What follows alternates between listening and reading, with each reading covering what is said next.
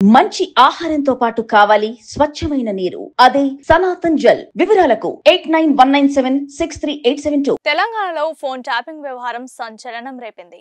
అయితే phone tapping కేసులో భాగంగా ఈ నెల 8న సిట్ విచారణకు హాజరు కానున్నారు కేంద్ర మంత్రి బండి సంజయ్. ఈ మేరకు పోలీసులకు లేఖ రాసినట్లుగా తెలుస్తోంది.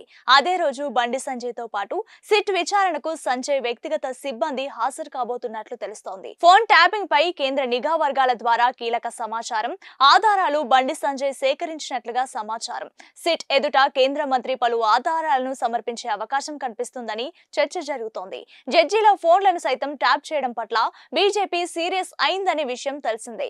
భార్యాభర్తల బెడ్రూమ్ మాటలను ట్యాప్ చేయడాన్ని బీజేపీ అధిష్టానం పరిగణిస్తోంది. ఇప్పటికే ఫోన్ ట్యాపింగ్ కేసును సిబిఐకి అప్పగించాలని బీజేపీ లీగల్ సెల్ హైకోర్టులో కేసు వేసింది. ఫోన్ ట్యాపింగ్ వ్యవహారంలో కేటీఆర్ పాత్రపై ఐబీ వర్గాలు ఆధారాలు సేకరిస్తున్నాయి. ఇప్పటికే కేసీఆర్ చెప్తేనే ఫోన్ ట్యాపింగ్ చేశామని సిట్ ఎదుట రాధాకిషన్ రావు అంగీకరించిన విషయం తెలిసిందే.